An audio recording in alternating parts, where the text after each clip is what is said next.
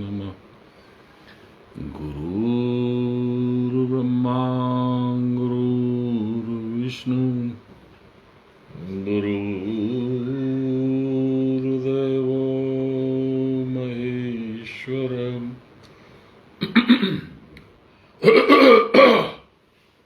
Guru Sakshat Parabrahma Tasmai Shri Gurave Namah.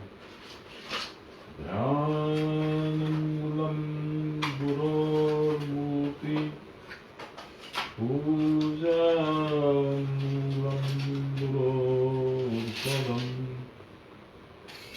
Mantramulam Gurvatam Mokshamulam Gurur Prabham Brahmanandam Paramasukadam Kevalam Jnanamutim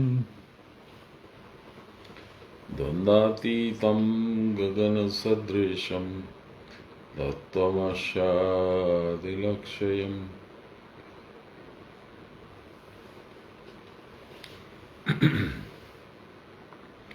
Ekam Nityam Vimalamachalam Sarvada Sakshi Bhutam Bhavatitam Tragunarayatam Sadgurum Tam Namami Sadgurum Tam Smarami Sadgurum Tam Bhajami.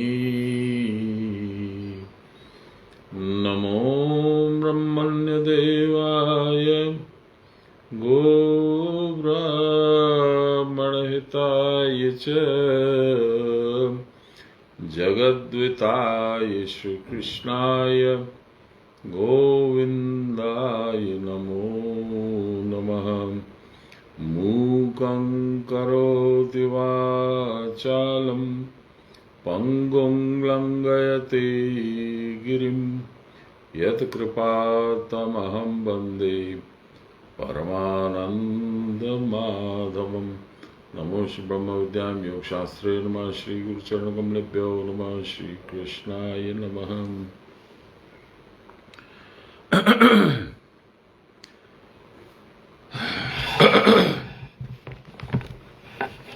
Hello and welcome. We were on chapter 2.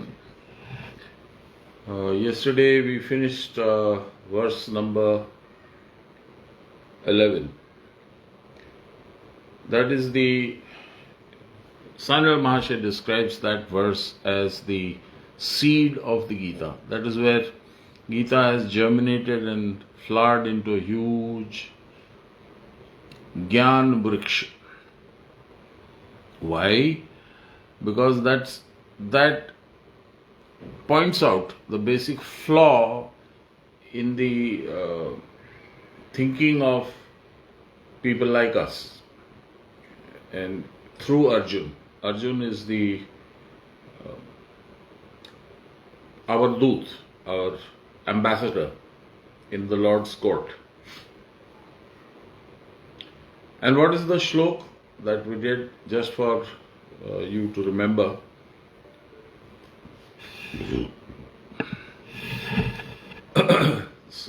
Chapter 2, shlok 11, it says, Ashochanan shochastu pragyavadansya bhasaste gadasunas agatasunas chinnanu shochanti panditam.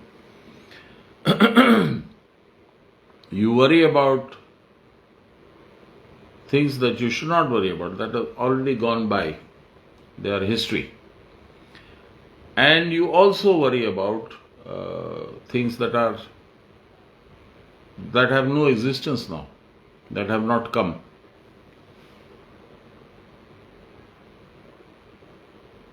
Both are faulty processes. You have to worry about what is rather than what was and what may be. So stop worrying about what may be or what was. Today we'll start with verse 12, where logically the Lord moves on to say, why? Why should anybody stop worrying about the past or the future? He says, Na tvevaham jatu nasam na tvam neme janadipa na chaiva na bhavishyama sarve vaymatah param. It's not as if I was not there in the past. It's not also as if you were not there in the past. And these various warriors, kings, arrayed against you or with you were not there in the past. It is also as if they will not be available in the future. They will also exist in the future. We will understand why he says that. He says, you are the soul. The soul is forever, what we call Sanatan, what we call Anadi. It has always been there and it will always be there. So what are you worried about? When somebody dies or passes away or is killed, only the body is lost. The soul is not. And even in the body, only 1/3 of it is lost. The corporal body. Neither the ethereal body, nor the ling body, nor your karmas, nor your ichhas, nor your sanskar, nothing is gone. They live on.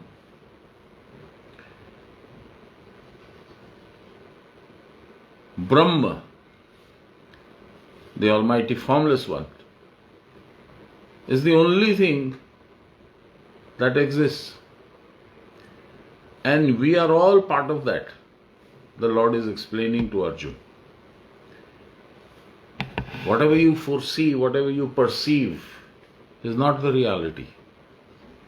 You are seeing an army arrayed on this side, another one on this side, and they are about to, kill each other or damage each other, but that's not what's going to happen. Do you know what your existence is? The Lord says you are like in Bengali it would be budbud, in English it would be bubbles, in Hindi it will be bulbula, we call them bulbula. When the wave strikes the side of the ocean, the shore, it creates a lot of bubbles, either on the rock or on the sandy surface, and they exist for a moment and then they fade away. Much like your body, it exists for that duration wherein you have air in you, pran vayu or breath. The moment the pran vayu or the breath exits your body, you're gone. So you have vanished just like the bubbles have. But have you really gone? The ocean is still there. The waves will keep coming. So you think about that. Your name and your form, these are the things that will vanish. But you, being the soul, will never vanish.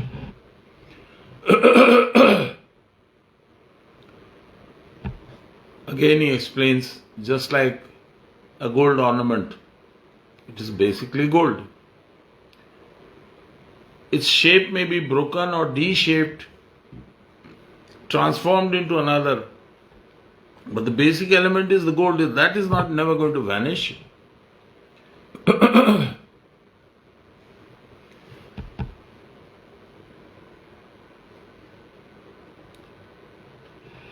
Another example that Sanyal Baba gives is, there is an empty vessel. That vessel contains nothing, it is empty. The element sky Akash enters that automatically because the top is open. And if you close that vessel, the sky is trapped inside. Sky is also called the element of, is also called Khang. Khang means sky, also it means the Lord. Akash is equivalent to the Lord himself. So he says, your existence is that of the empty vessel. The Lord has entered you and the door is closed, the cap is closed. The moment your ghat or the container, the empty vessel is damaged or destroyed, the Akash will stay where it is. It's not going anywhere. So you are equivalent to the Akash because you are part of him. So where is your loss? What are you worried about? Basically, this Kutastha is a very intensively mysterious presence. With a lot of practice, Kriyayoga, you get to see parts of it. You get to understand parts of it. We discussed briefly yesterday the construction of the Kutastha. You have the bright light first, then a ring of, an unbroken ring of light. And then you have the cave, the black cave, inside which you enter, and then you enter a space which is lighted with a very soft blue light. And then there is long distance. And each step that you take inside the Kutastha is a mysterious step. It unfolds very gradually with a lot of practice. There will be days when you will not be able to enter the Kutastha. There will be days when you will be entering and staying there for quite some time. It is also called the Rang Mahal.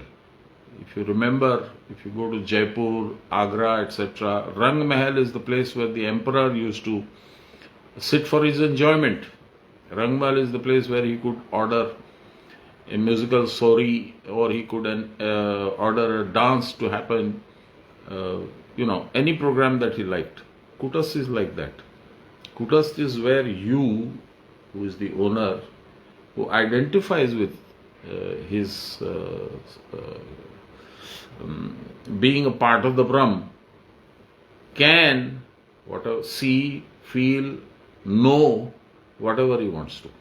This is how Agastya Rishi, Bhrigu, Parashar, all these rishis of the past could write about something that's going to happen thousands of years later.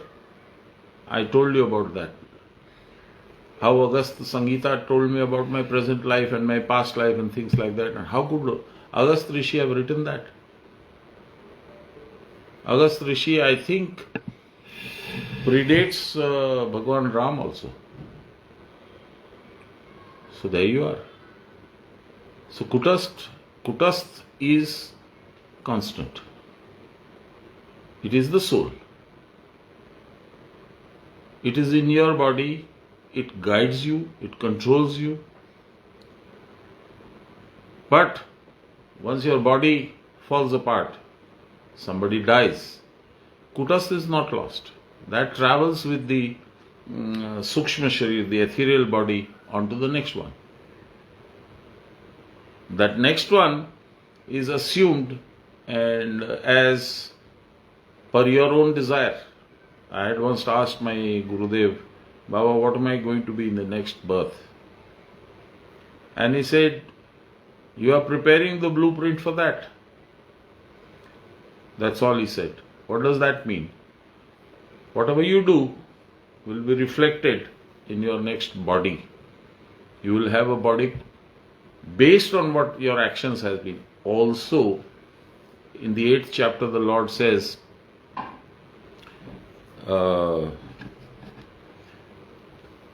you will be what you think in your very last thought in the previous body.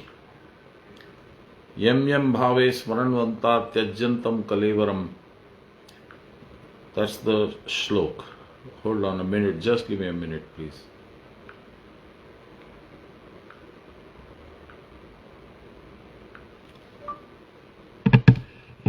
Okay, so 8th from verse 3 to verse 5, this is what he describes. Basically, the logic of this is you are him. Obviously, you have his power, only you don't know. Or you artificially limit your power by thinking you are the body. So that is why pranayam is required to make you resume your original status, which is him, which is Atma, which is Kutas. How do you re-achieve this status? By pranayam. Pranayam, break it into two words, pran and ayam. Ayam is dimensions.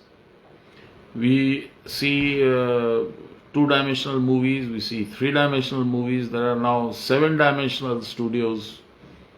So there are, sight, smell, vibration, all sorts of things. But basic dimension is length, breadth, and either depth or height.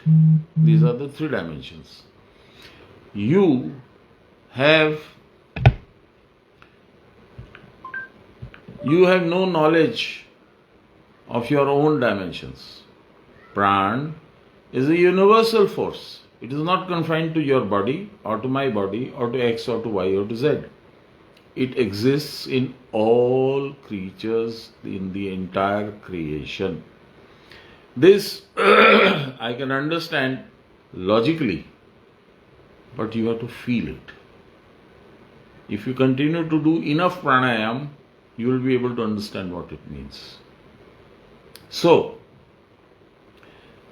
pran, therefore, is being his only visible power, God's only visible, experienceable power is pran. If somebody is,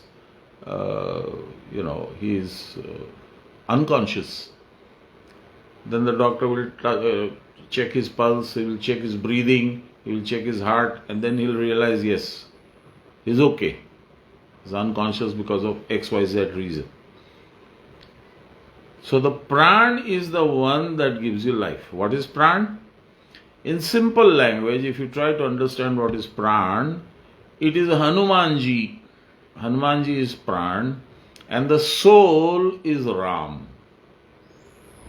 Just to give you a comparative example. So Ram, or the soul, gets all his work done through Hanuman. Hanuman is the one who kills all the demons. Pran Shakti is the one that kills all the demons inside, outside you. Hanumanji has the gada, the mace. We call it the gada. The gada is shaped like the pranab. Please have a look. Gada is shaped like a pranab. There's a small mukut on the top. Then there is a little circle, and then there is this handle, and at the bottom of the handle there is this curve again. So it is a contrived pranab. The bow that Arjun uses or Ram uses is also pranab. Pranavayu, with the use of the gada, kills all the demons inside you. What are these demons? Ke Shatrava, who are your enemies? Shankaracharya's question. And his own answer is Nijendriyani. We have been hearing about the five sensory, five work organs, 10 in 10 directions. These 10 directions, these sensory organs or the work organs going in the 10 directions is not physically. Vritti, tendencies. Durbuddhi, lust, kam, krodh, etc. Who kills them? In the Mahabharata, Bhim, who is also pran, uses his own mace Gada to kill the 100 sons of Man, Dhritarashtra. So, the Lord says, you have to understand who you are. If you think you are this body and confine yourself to the body, then you will lose out in the great wide world that is there. There is no space, there is no reason, there is no logic in your repenting this battle, in your hesitating from this battle, because whether you like it or not, it is going to take place. We know that Mahabharat's battle as a story, we have heard it, some call it history, some call it a mythology. I call it history, I believe it is. And it is also going on inside, as Lahiri Baba has been explaining to us over the last 15-20 days. So that battle is an internal battle.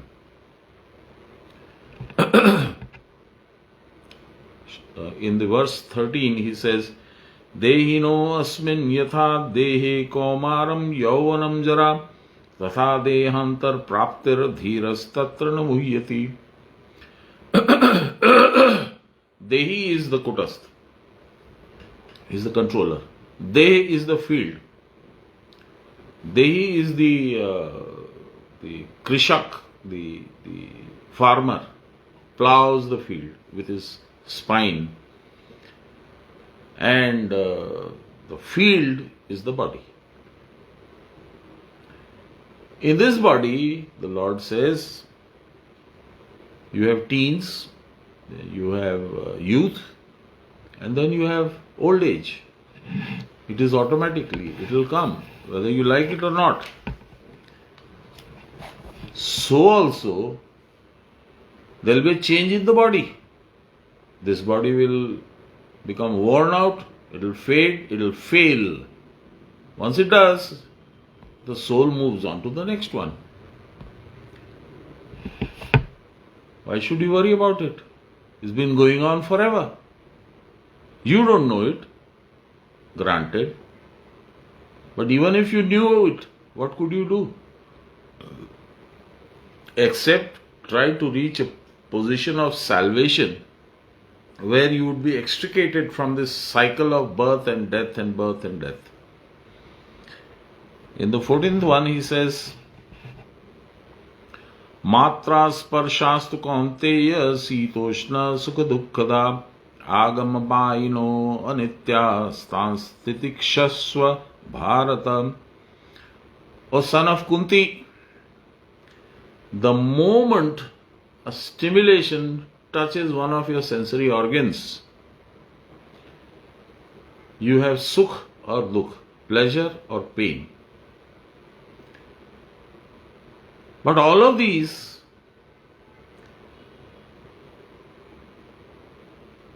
indriyas, these sensory organs, are born, created in the womb, and then they die also.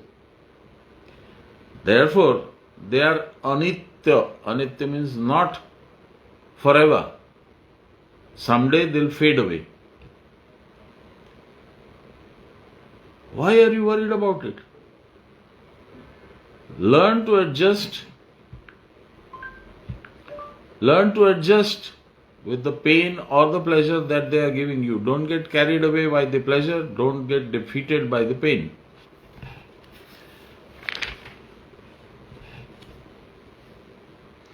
Nahi na vyathiyante te purusham purusharshava samadukham sukham dhiram so amritvaya kalpate.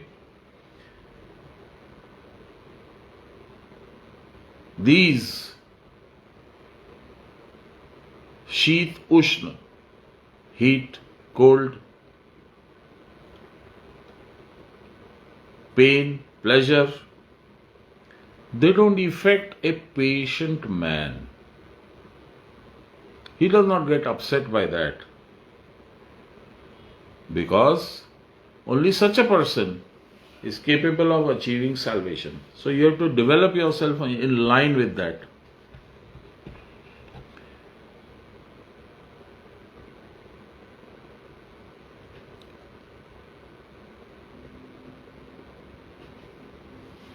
Lahiri Baba says, I am reading the passage that has been written by Lahiri Baba. Lahiri Baba says, the Uttam Purush or the Rishi, he is available in the Kutastha. Some sadhaks will be able to see him. Very rare. Probably one of the last sightings you will have in your Kutastha.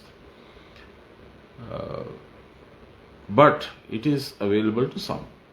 Those who are patient, those who do what the Guru tells them to do religiously, regularly, they are able to see Uttam Purush. Uttam Purush is the complete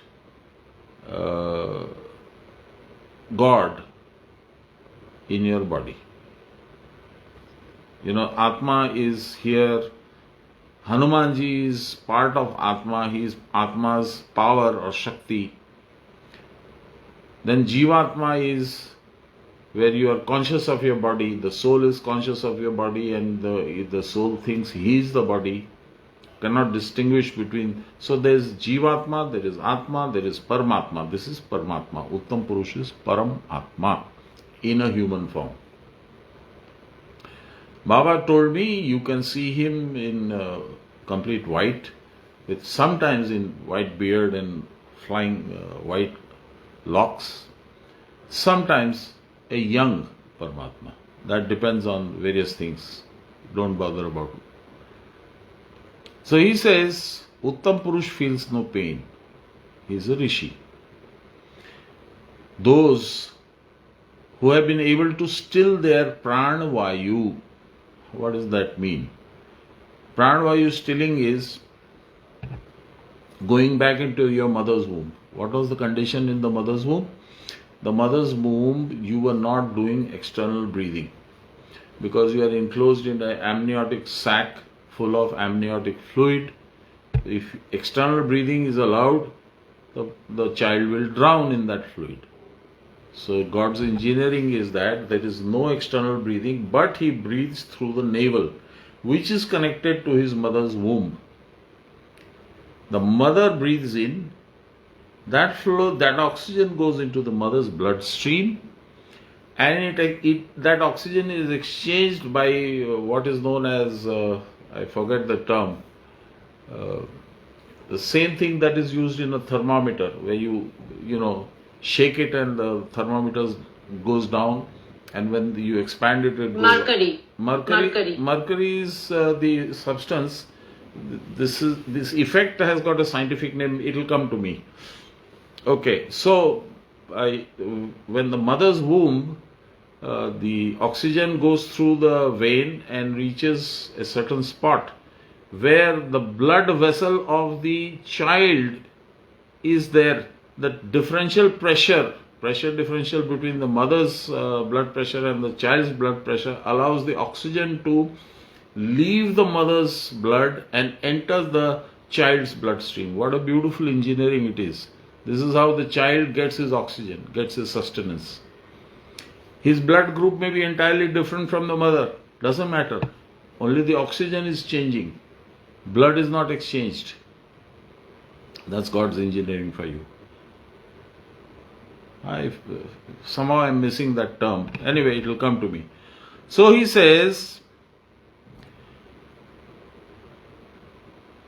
he who is able to still his breathing, much like the child's breathing inside the mother's womb, there is no external breathing.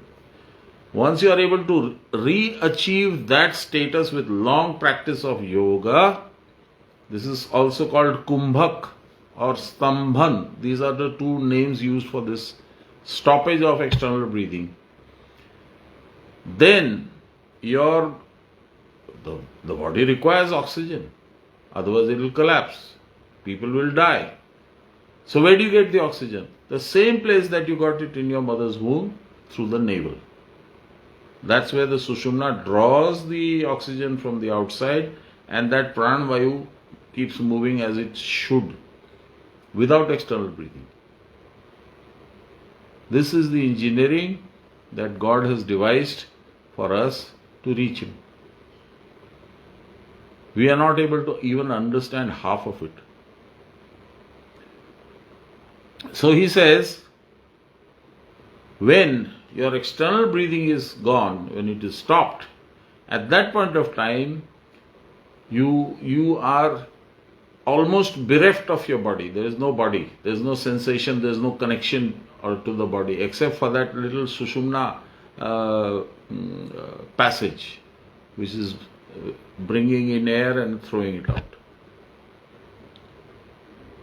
It is as if the body does not exist. At that point of time, it is as if you are dead. Samadhi is virtually like that. I have seen some YouTube videos where they show some of the swamis in complete immersed in snow and doing sadhana without a shred of a cloth in the snow. You see others where there is no heartbeat, there is no pulse, there are nothing. These are the things that can be achieved due to Sushumna breathing. It's not magic, it is hard work. If you don't do this, then your indriyas will raise alarm every time. If you feel too warm, you'll start sweating, and then your heart will tell you, oh my God, I'm so uncomfortable, let me switch on the AC.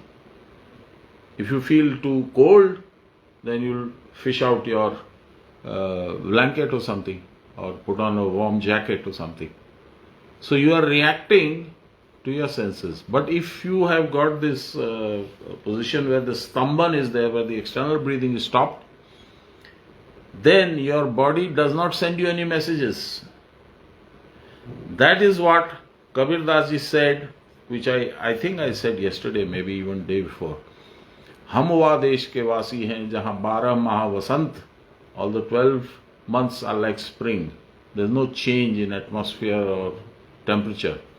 हम वा देश के वासी हैं जहाँ 12 माह वसंत. अमी झरे, there is a flow of the Amrit nectar. Ami Jhare or Nijhar Pare, it flows down like a fountain stream. Bhijat hai sab sant. All those who practice this kind of yoga, who are able to achieve this status, take a shower in that, drink their fill of that. So he says, if your breathing, external breathing is on, then you feel all sorts of sensations from the body.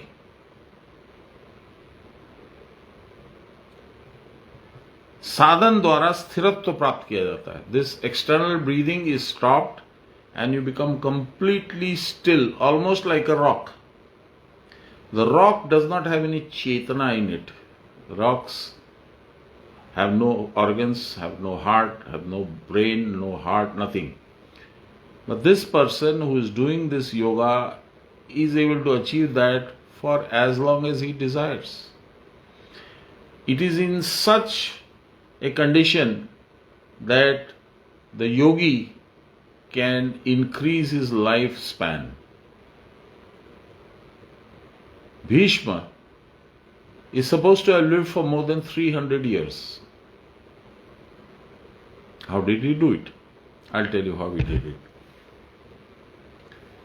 We breathe 21,636 times a day, 24-hour cycle. A yogi who's sitting in a trance, in samadhi, can stop his external breathing and bring it down to only 2,000 per 24 hours. We come with a certain amount of, we call it punji, capital, breath. The number of breaths you will have on while you are alive, that is not depleted every day. From 21,000 comes down to 2,000. That's how Duryodhana and all these great saints and sages were able to live for so long. Babaji Maharaj is still alive, Lahiri Mahashay's guru. I think the lady is Swapna who read Autobiography of a Yogi. Yeah, that mentions his guru. Only there's a small, not a criticism, things are what they are. Yoganand is very fond of projecting his own image. By and large, we had gone with Guru Maharaj to Lahiri Mahashay's cave where he got the initiation. We stayed in a hotel in Ranikhet, a place called Holmes Farm, ancient British mansion out in the hills somewhere remote. The manager there had this book. We were there for about 7-8 days, so we got familiar, and once I was mentioning if I had that book, I would be reading it to you, Baba, and getting your reaction to it. So he said, I have it. So we got it. I read it out aloud to Baba, and he confirmed certain things. He denied some other things. What really happens is, when you develop certain extraordinary powers or knowledge, then an element of ego creeps in. And our human nature takes over. We want, prominence on the stage, prominence amongst the others. So, Yoganandji bypassed his own guru. His name was Yukteswar Giri, who was a disciple of Lahiri Mahashay. Yoganandji was the Guru Bhai of Sanyal Mahashay, my Paratpar Guru. And all these stories we hear are from Sanyal Mahashay, related to Tiwari Baba, related to my Guru Maharaj, related to us. That is the source of our knowledge. And Yukteswar Giri was very upset by some of the activities that Yoganandji used to do. So, being unsure of what his Guru will do, Yukteswar Giriji will do, Yoganandji used to bypass him and do as he pleased. He called himself Paramhans. That is not a title which can be self-awarded. It is like Nehru getting Bharat Ratna for himself in 1963-64 while he was alive. You are the Prime Minister, you can do it. You are the Guru, you can do it. You call yourself Paramhans, you call yourself Paramatma. Who can stop you? Anyway, but by and large, what he has mentioned in that book, Autobiography of a Yogi, is correct. My Guru said as much. That is my source of confirmation or denial. So we did go to this place where Lahiri Baba is supposed to have been initiated, and Lahiri Baba had a unremembered, forgotten, wish to stay in a house of gold, palace made out of gold. So Babaji Maharaj, Lahiri Mahashay's Guru, called him there, and so many things happened. Let us not go into that, but he gave him some oil-like liquid. Have it. Lahiri Mahasaya had it, and there was purging. He was vomiting and he was, loose motions. So he fell unconscious near the river. There's a river called Gagas over there. And he fell there unconscious. He says, I don't remember how long I was unconscious, whether it was one day or many days, I don't know. But ultimately some of his Guru's disciples, therefore his Guru Bhais, brought him to consciousness, gave him fresh clothes to wear, and took him back to Babaji. When he went up the mountain again back to where the cave was, he saw a golden palace. And then he remembered that in some life in the past, he wanted to stay in the golden palace. What is happening? The Guru is purging you of your desires of many births. Because Lahiri Mahasaya has to become the most powerful yogi in the modern world. If he still has some hidden agenda, then he can't do justice to his status. So his Guru purged all his desires, satisfied some of them, and then gave him initiation, and then gave him the power to give initiation and appoint other Gurus. So this is a very, very, very enchanting and mystifying line. Very powerful too. Let us move on.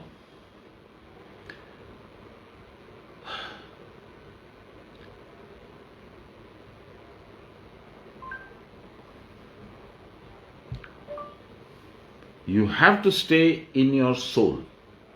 This is what he says. The moment you, Baba used to also say this to me, said, Etake bole Bramhrishi Guha.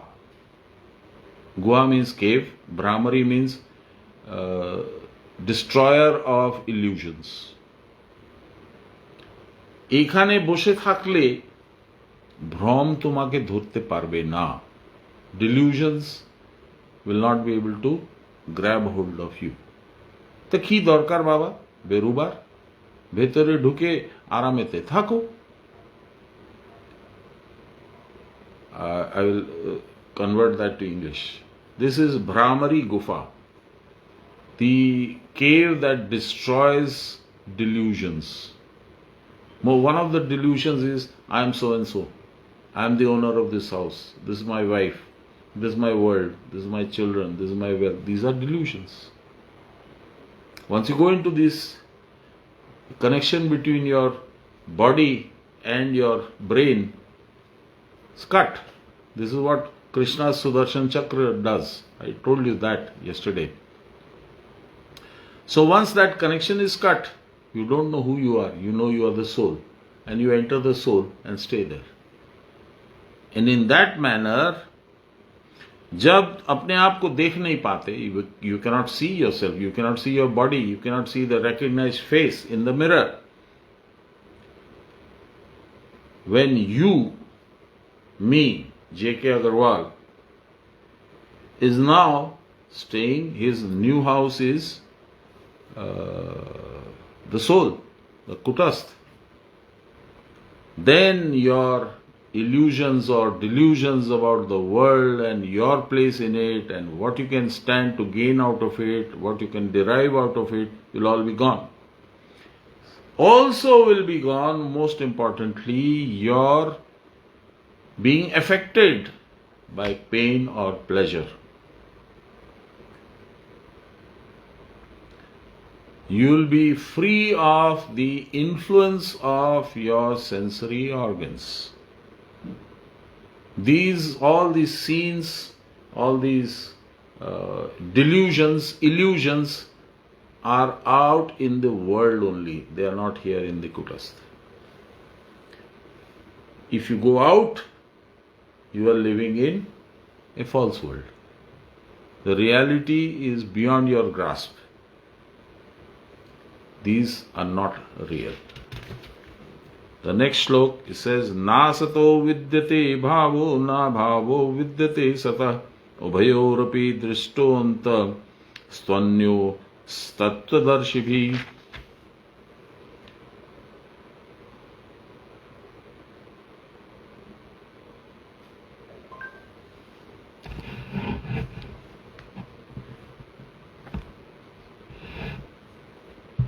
Those who do not do pranayam. This is the Onkar Roop Sharir. I have told you a few days back. Onkar, this body here.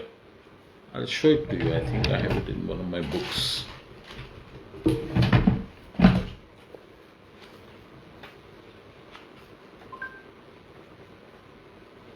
Here.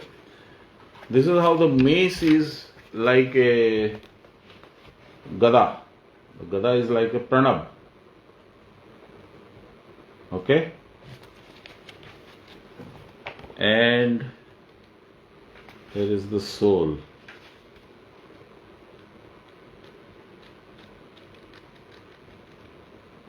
Here. The pranab encircles your body in this way.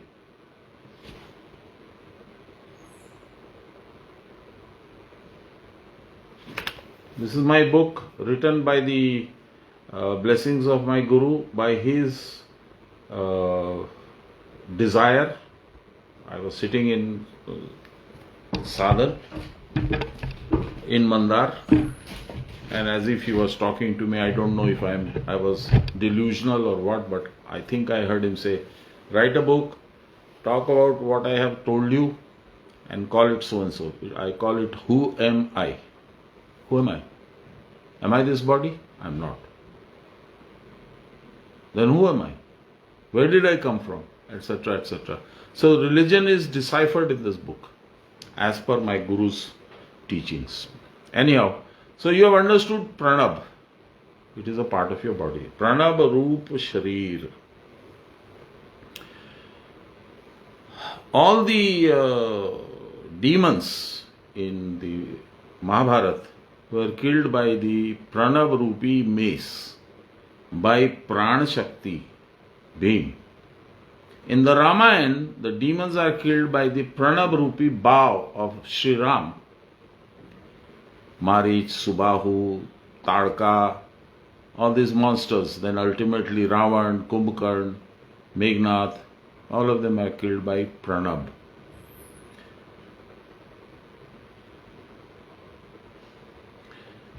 So, this Onkar Rupi Sharir, some people do pranayam, others don't.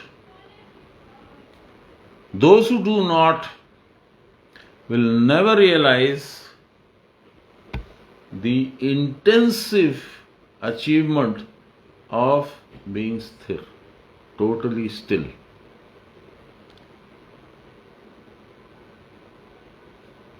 They do not stay in their own house. This is your own house. They stay outside. And therefore, they don't have the pleasure of their own abode.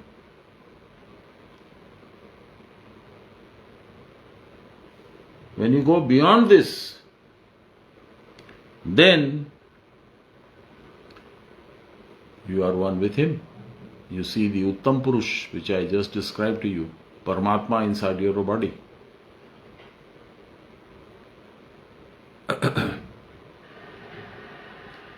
He who pervades your body, your world, and the inside of your world is the Paramatma, is the Brahman. He is forever. Therefore, there is no special time or place of his birth and of his passing away, because there is neither his birth nor is his passing away. Nobody can destroy it either. How? Let us see what Lahiri Mahashay says. Tat, this is Tat. There is a phrase used by the Bihar School of Yoga Munger, very famous people. We say Jai Guru. They say Hari Om Tat Sat.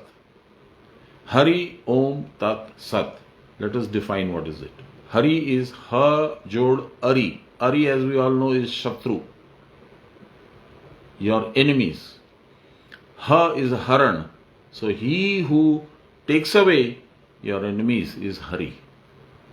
Om, we just saw that in the picture which I produced for you. That's Om, your body. Only the left side. The right side is Pravritti. The left side is Nivritti. Nivritti is what takes you to God. The Pravritti is what takes you to the world. So Hari Om Tat. Tat is Kutastha. And Sat is here. This is the ultimate place. There's a very nice song of Kabir, sung by my friend Prahlad Singh Tipania, which is my favorite. I'll sing it for you for 2 minutes. Heli Mari Nirgun Sidi Badi Sankari Re Vato Chadho Nahi Jaye Hai.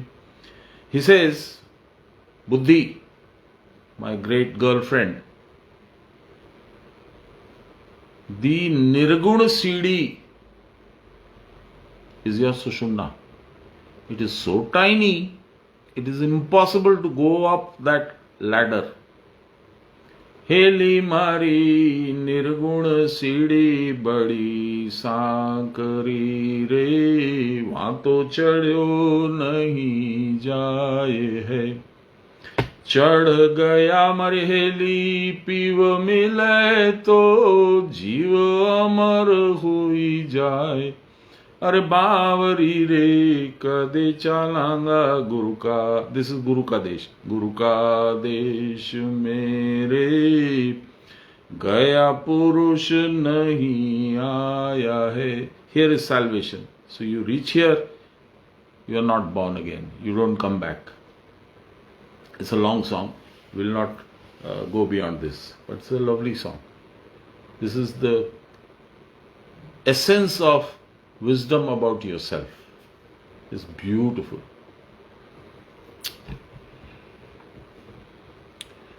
Okay. Then he says, Tat means Kutast is Avinashi, indestructible, forever.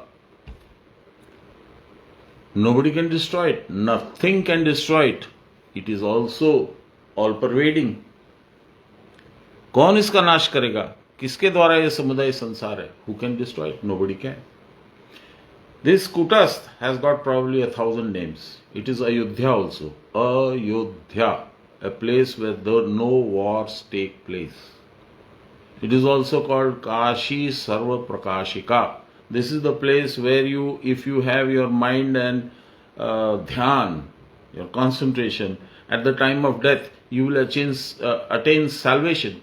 Kashi Sarva Prakashika. Whatever you want to know, you can know here. That's why it's also called the Rang Mahal. It's also called Dwarka, Haridwar. You name it, it's got that name.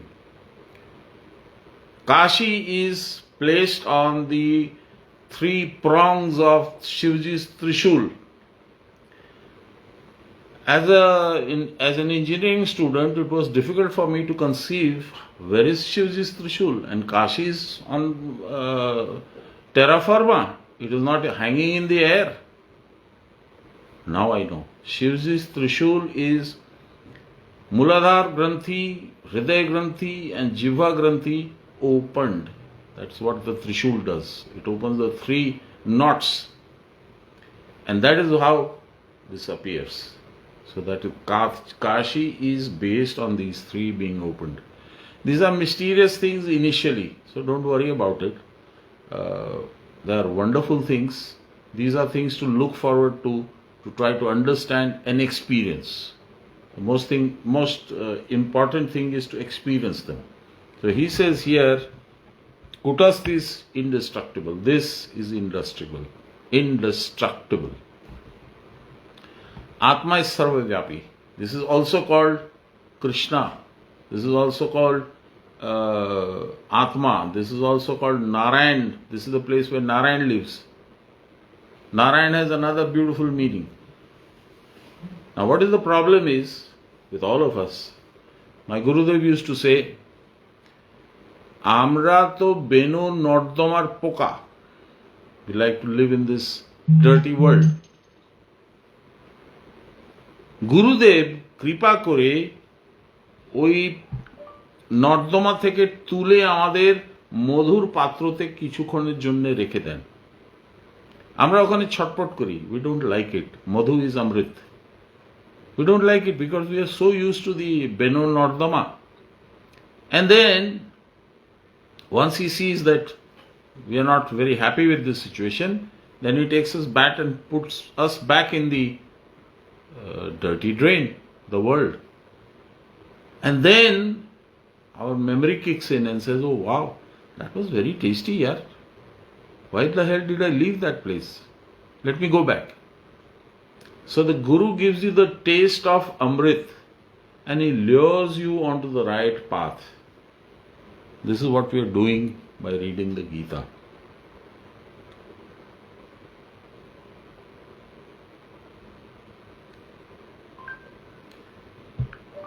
The final slok today is number 18. Antavanta ime deha nityasyokta sharirina anashino aprameyasya tasmad yuddhasva bharata. O Arjun, this dehi, this kutast, which is all pervasive, it is there in all the creatures of the world, have got these bodies. Each body has got a kutastha in it. It is the same kutastha. It seems as if it is individually, my kutastha is mine, your kutastha is yours. It is not so. But these bodies have inborn time expiry date.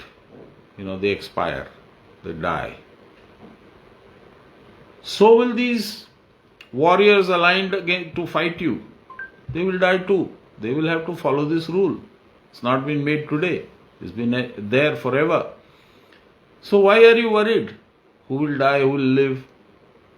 That's not between you and them. It's between them and their maker.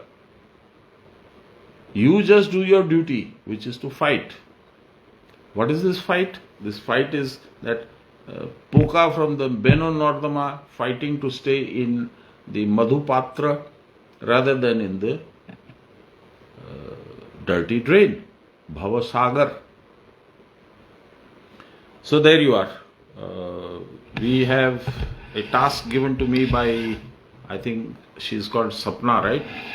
And I fished out the second volume of our Gita, Kalo Asmi.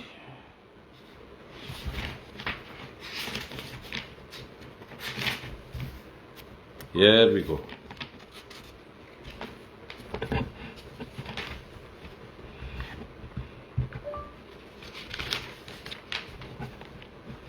Arjun's question is what we will start with. So we will start with 31, move on to the main 32 and go on to 33 also if possible. Let me see. Yes, 33 is a brilliant shlok. It is a direction for you in your lifetime. What should you do? We'll come to that. Let us start with 31. आख्याहि मे को भवान उग्र रूपी नमस्तु ते देववर प्रसीद विज्ञातुमिच्छामि भवन्तमाद्यं नहि प्रजानामि तव प्रवृत्तिम्. I am scared. I tremble in my feet, on my feet. Oh, intensively frightening sight that you are. Ugra Roop Dhari. Who are you? Please tell me. Akhyahami. Tell me. I salute you. I bow before you. He's scared. What do? You beg and plead. So he's pleading. Hey Devavar, I understand you are God. But I don't see why you are so intense. Why you are so frightening. My Guru Maharaj used to read a passage from some book which I am not aware of, and that said, Bhayanam bhayam bhishanam bhishananam gatih praninam pavanam pavananam is describing God in this phrase. He says, Bhayanam bhaya, boy gets frightened of him. He is frightening to Bhai itself. Bhishanam Bhishananam. Bhishan is also a form of frightening. Bhishan is terrible. So the terribles see him as terrible. Pavanam Pavananam. You see, what we do is we go into the Ganga, take a dip and cleanse ourselves of our sins. Who cleansed the sins that we have all deposited in the Ganga? He does. He gives us the power to clean all of us. Pavanam Pavananam. Gatih Praninam. All of us have to go to Him. All of us, the ultimate destination. Today, 1000 births later, 100 million births later, that is our final repose. Just like Voyager going beyond the solar system, our solar system, beyond the Milky Way probably, and then coming back to the earth as it was programmed to do. That is what our destination is. So beautiful. Our Shastra, our scriptures are so wonderful. So, here he says, Arjun is scared and he says as much, I want to know your pravritti. What is it that you intend to do? Vigyatum ichchami. I just want to know who you are. Bhavanta madhyam. Where is your beginning? Where is your end? Bhagwan replies, Kalo asmi lok kshay krita praviddho lokan samahartumiha pravitta ritepi tvam na bhavishyanti sarve ye vyavasthita pratyanikeshu yuddha. Bhagwan said, Lok kshay kari. Kshay means depletion. Lok is the world. I have arrived to deplete the world, to finish it off.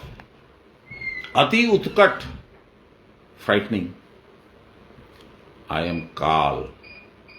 Kal, who is Kal? Kal is Mahakal. Kal is Akal. Kal is timeless time. Srishti, Sthiti, Lay. We were discussing this. So he is now taking the shape of Lay. Incidentally, after I finish this, I will talk about the discussion yesterday about Shiv's duty being taken over by Krishna or Ram or X or Y or Z, which we discussed. It was incomplete. My explanation was incomplete. Last night I was thinking about it and some new items came to my mind. I'll tell you. So we first finish this. So it says, I am frightening Kal, time.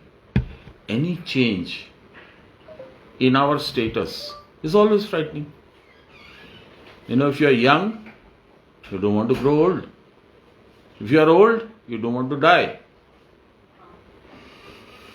If you are living in Calcutta, you don't want to transfer yourself to Delhi or to elsewhere. Any change is frightening. What is the change he is going to do? He is going to kill them all. Obviously, it is frightening for the normal person. There are glorifications aplenty. If you die at the hand of God, what else can be better than that? Etc., etc. But you don't think about that. You are just plain, simply scared. So what has happened is, he says, I am at the moment in the mood to destroy. Whether you help me or you don't, these Vipaksha Sanya Dal, the opposition army, all the warriors there, they will all be finished by me. I am not going to leave any of them alone. Okay? See, it's glory. It's absolutely glorious the way my Guru tells me to say something and then gives it to me in writing. We were talking about 21,600 breaths a day. Here it is. Let's come to it. कूटस्थ द्वारा अनुभव हो रहा है मैं काल स्वरूप हूं. I am time, timeless time. I am here and inclined to finish them all off. 21,600 बार दिन रात में श्वास चलता है. You breathe in and out 21,600 times in 24 hours. उस काल को प्राणवायु की वृद्धि करते हुए योगी लोग क्षुद्र समाधि से बृहत समाधि पर्यंत स्थिर रखते हैं. Yogis can come from reduce the number of such breaths. I explained that to you. And from Kshudra Samadhi for some time, half an hour, 2 hours, 3 hours, 4 hours, 1 day, to Brihat Samadhi for many years. तब स्थिर स्वरूप ब्रह्म काल का काल बनता है. यह एक कर्म में प्रवृत्त तुमको छोड़कर कोई नहीं बचेगा जितने युद्ध है. Such a yogi will survive. All the others will be finished. Kal itself is endless. But the moment Kal is determined by your body, when was I born, when was I married, when was my first child born, when was his marriage. So we are, creating artificial milestones in our life. That is important to me. It's not important to the next person. How could it possibly be important to the rest of the world? So this kind of khandakal, broken, time broken for managing as per our convenience is meaningless, he says.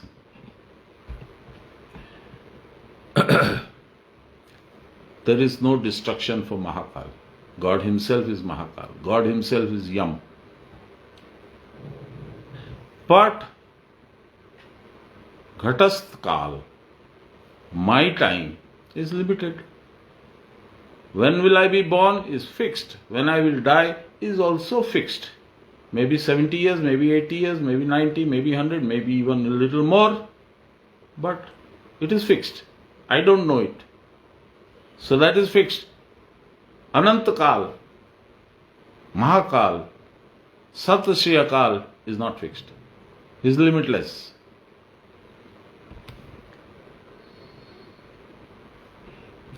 ये काल ही संहारक है. He is the one that kills. How? Every day you finish off 21,600. And then you end you finish off the reserves. And where do you go from there? You have no more. Boom, you go.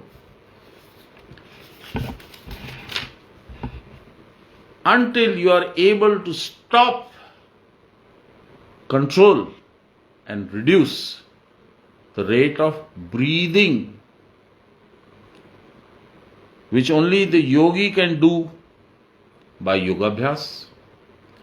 He is called Kalatit, beyond time, immortal.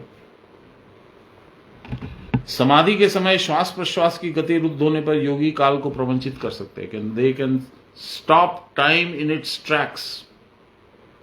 I come with a particular number of breaths in my, say, 100 years. And if I don't take those breaths for a fairly long enough time, then I live that much longer to spend that breath. That reminds me of that song which I was just singing. Heli Mahari Nirgun Sidi Badi Sakri. I just sang that. It says in the next stanza, it says, Heli Mahari Anahat ka bajar mere hira ko byo par hai. This is also called Manipur. This is also called Mani. Banaras, there is this Manikarnika Ghat. Mani. It's like a diamond. Ashwathama used to wear this diamond on his forehead, taken out by Bhim, under the instructions of Lord Shri Krishna. So he says,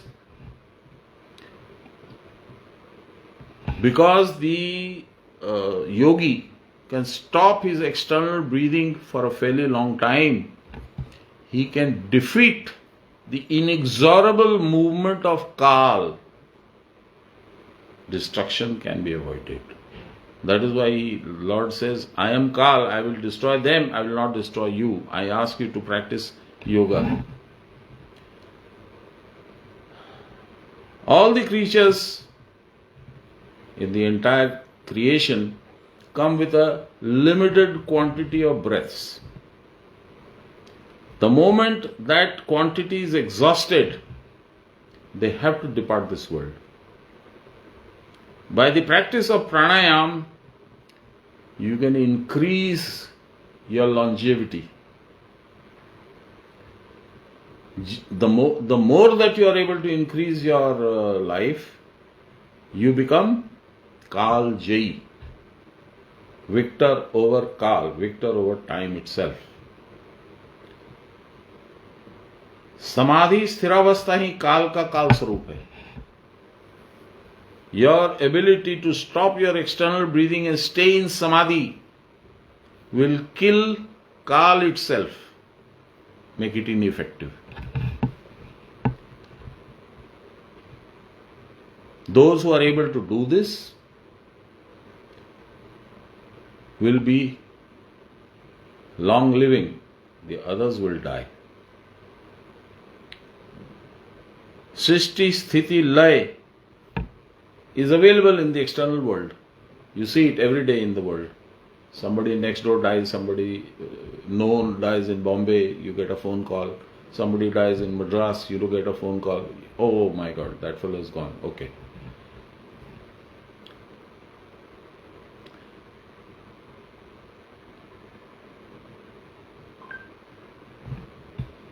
This Kal is constantly active inside your body. You are decaying by the moment. You are spending your life force by the moment without even being conscious of it.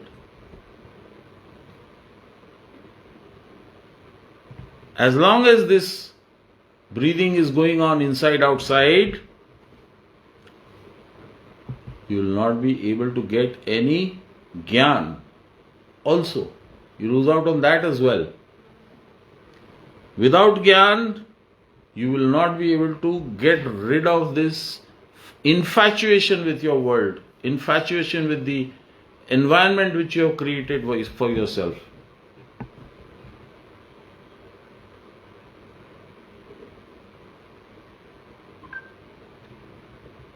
Is this Trikal? Trikal is past, present and future. Trikal. So many things are happening. This war in Ukraine which started, I think it's nearly 2 years now. It was such a unique thing. War in the modern day, we never thought it would happen. Then suddenly Israel and Hamas were at it. Who knows when China will attack somebody? They are always trying to intimidate Philippines. So many things are going on. But he is unchangeable, unmoved, not bothered. All these scenes, scenarios, the world, the planet, this, that are dying, they are being destroyed. He is unmoved. That reminds me of Qazi Nazrul Islam's beautiful song. I will sing it for you for 2 minutes.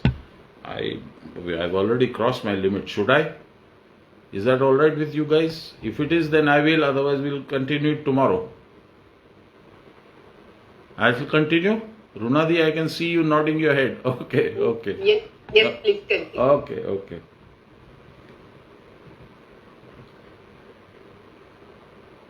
Chiti jal mein, jal tej mein.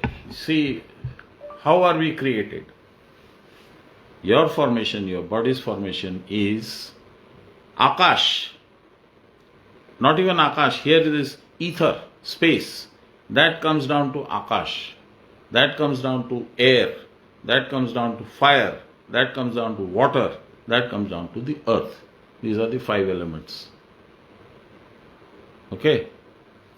At the time of Lay, the earth is submerged in a flood. That flood and the earth, the water and the earth, are devoured by a fire, which is devoured by the air, which goes into space. So you go back the route that you came with. Nobody else will stay. You will be the only witness to this. He's talking to Arjun, mind you.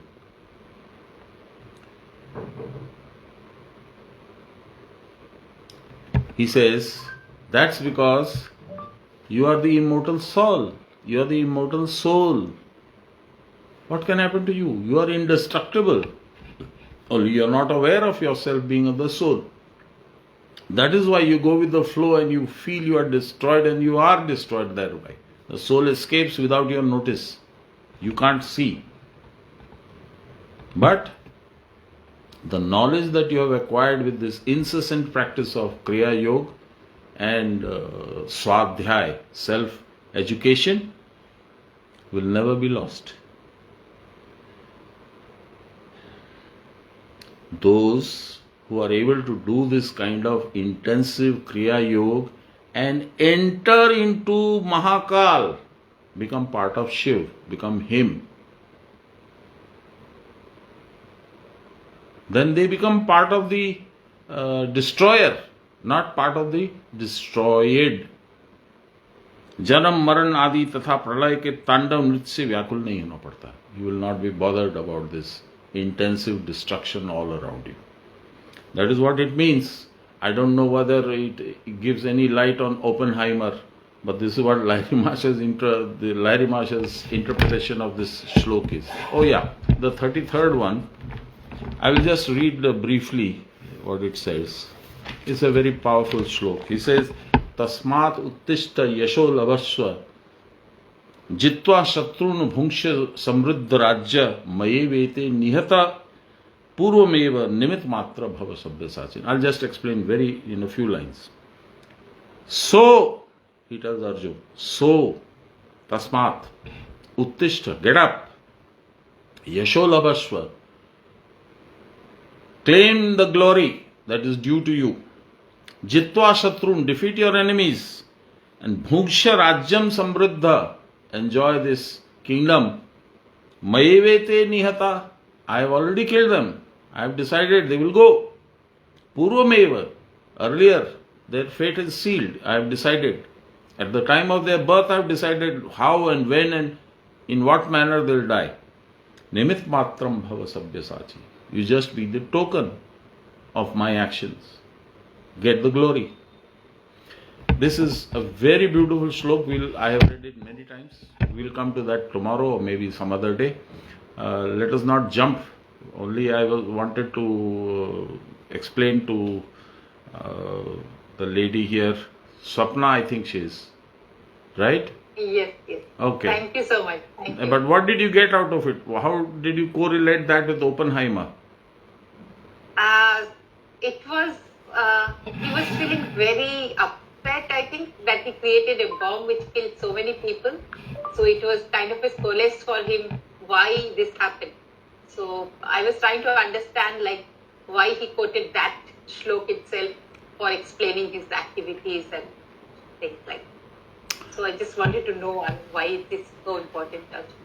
Well, you see, this explanation that Lahiri Baba has provided is not going to be available in any other book, any other commentary on the Gita. They will have their own different angles. The basic thing is, man thinks he can control life, death, etc. He cannot. You see, yesterday Shankarda had a question, how can Bhagwan Krishna take over the duties of Shiva? Shiva is the destroyer. How can he destroy? Basically, we have to go back one or two steps behind this story. Who created Brahma, Vishnu, Mahesh?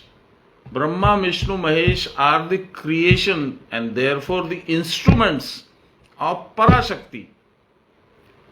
See? So Parashakti is the one who decides when and how many will be killed. It is not left to any human being. It cannot be left to a human being. Therefore, Oppenheimer need not have feared. And as he told Arjun in this shlok number 33, I decide who I shall kill. You take the glory.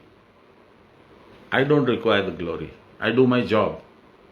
You enjoy the kingdom that will be available once these idiots are killed. You know, in a battlefield, 1,000 soldiers will go. Who can decide who will survive, who will not? After the battle is over, randomly some will survive, some will not. But that's not random, that's random in our eyes. It is fixed in his eyes. He has predetermined who will survive when. Similarly, you know, what happened in Baltimore? The ship came and rammed into the pier of a bridge. And so many people suddenly were in the water and gone. It's an accident, yes. But it is predetermined by Kal.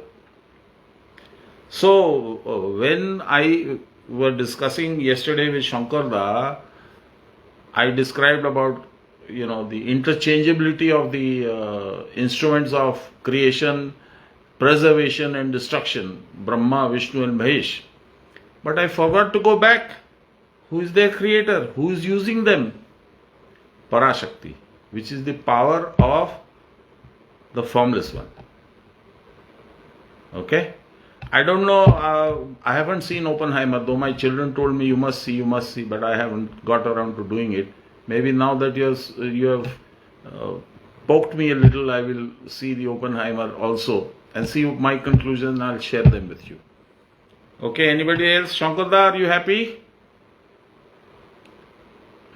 Yes, I am happy. Good. I just wanted one question. Yes. Like, just curious. Yes, go ahead. That Krishna says that I'm going to kill everyone. Who? And nobody is going to. Krishna Yeah. explains to Arjun that here, whoever is here, I'm going to kill all of them.